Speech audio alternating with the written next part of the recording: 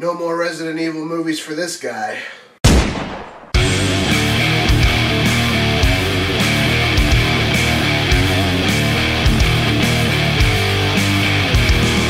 So before I get into this review, I just want to point out that I'm sick, so I apologize if I sound a little funky or you can't understand me.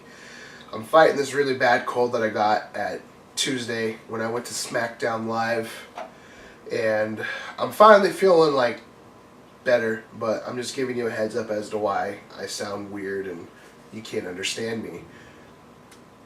So, let's get into the review. What's going on, everybody? Danny, back with another review for you. Oh man, Resident Evil, the final chapter. Where do I even begin with the shit fest? So the movie picks up a little bit after the last movie. Alice is alive, the only one alive apparently out of the people who were there to fight for the White House with President Wesker. No explanation about what happened except for a small little dialogue scene at the beginning explaining that they go there and it was a trap. You know, Admiral Akbar. It's a trap! And she's the only one that survives. She gets out. She hears this noise, so she goes to investigate. Turns out it's the Red Queen. Yeah, she's still around. Wow. And she tells Alice that Alice has to go back to the hive in Raccoon City to save humanity because there's a airborne antivirus there that once she gets it and releases it, it'll cure, aka kill all the zombies, anything infected with the T-virus. And she only has 48 hours to do it because everything's got to be on a clock to get done in these movies. She sets off to go to Raccoon City, and of course, on her journey there, she runs into a bunch of nonsense, gets caught by who other than Dr. Isaacs, the bad guy from the third movie. Oh my god, yeah, he's still alive, or is he? No, it's a clone, because everyone's a clone in these movies now. So she gets captured by him. He's in this giant armored tank that has like rocket launchers, miniguns, and all this stuff, but the thing can't go faster than 5 miles an hour. And there's an army of zombies chasing behind it because they're getting ready to go wipe out the rest of the humanity's last bunker city base things. I don't know. Apparently there's only like 4,000 or 5,000 people left alive. It's like, at this point, why even try? Let's wipe out humanity. Who cares? She escapes. Oh, and she makes it to a stronghold where Claire Redfield, one of the only other characters who returned from the last movie. There's no Leon, there's no other survivors from the last one and this one except for Claire, Wesker, and Alice, and Dr. Isaacs. But he was in the third movie, he wasn't in the last movie. Anyways, so she meets up with Claire, and Claire's got her new badass group of survivors. You know, they got this stronghold built, and Alice is like, there's an army of zombies coming this way. And they're like, oh my god, we need to get ready. And they have no weapons, and they have a lot of fuel canisters apparently, so they make a makeshift catapult, and they see the army of zombies, and Alice warned them saying there's an army of zombies with them, and a guy goes, oh my god, he's got an army of zombies. It's like, oh, she said that already, oh my god, plot twist. So they fend off the fight, killing a good chunk of the group, taking out one of the big vehicles, and they escape to Raccoon City. And when they make it to Raccoon City, there's an entrance ready for them. But guess what? They get attacked by a bunch of Cerberus. Those are the zombie dogs.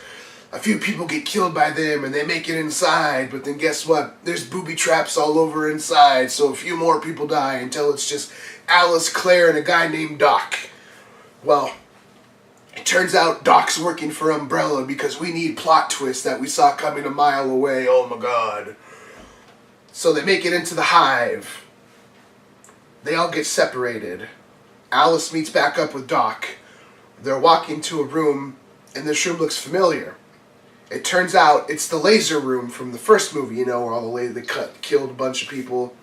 And the duffel bags that the people brought from the first movie are still intact with all working gear. So they lock and load with weapons, getting ready to go in and kill Wesker and whoever else is in there to stop them from destroying the the rest of humanity. So they go into the room, and then boom, there's another Dr. Isaacs, but this is the actual real Dr. Isaacs, not a clone, even though he's got like Terminator vision and can predict stuff with his probability nonsense. He doesn't have like superpowers like Wesker does or did or anything. And so Alice is sitting there going, oh man, how can I kill this guy? And he's basically like, oh, I've already thought of every way you think you can kill me, and you're not going to win no matter what, blah, blah, blah. And then it turns out that even Alice is a clone, and then the real Alice comes in and is like, you need to stop them, blah, blah, blah. And then they kill Wesker. And then they go to the surface, and they have a battle, and she kills Isaacs, or Isaac kills Isaacs, or I don't know.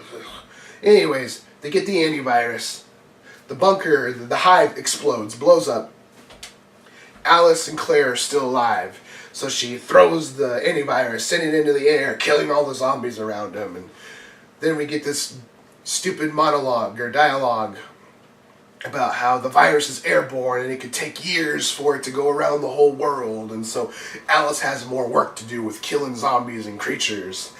So it turns out this might not be the final chapter. There could be more. Movie sucked. I don't recommend going and seeing it. I didn't pay for it, and this is bad. Like, they've been bad, you know, but at least they've been entertaining. This one is not entertaining. It's so sloppily edited, and every fight is shaky cam. Like, my God, this is probably the worst movie I've seen shaky cam in.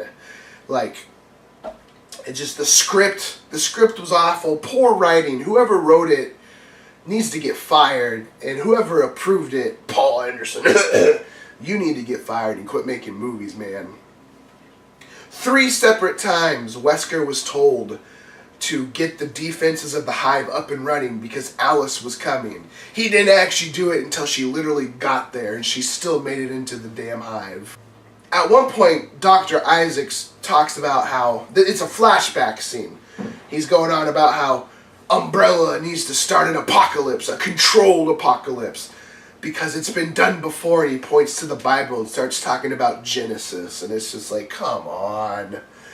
And so that's how it started. But guess what? They couldn't control it. Oh my God, plot twist. What else was bad? The acting. Mila Jovovich, man. It's like she didn't even want to be in the movie. It was like she was like forced by her husband to be in it. And you can just tell, like, she didn't care. No one even cared. Like, no one tried. They were just like, I'm getting paid to be in a movie. Alice didn't have powers.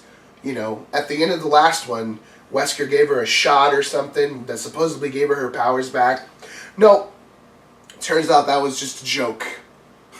It seems like Wesker didn't have powers in this one because he got killed by getting his arm chopped off, which is ridiculous because in 4, he got shot in the face by a shotgun point blank range and still lived.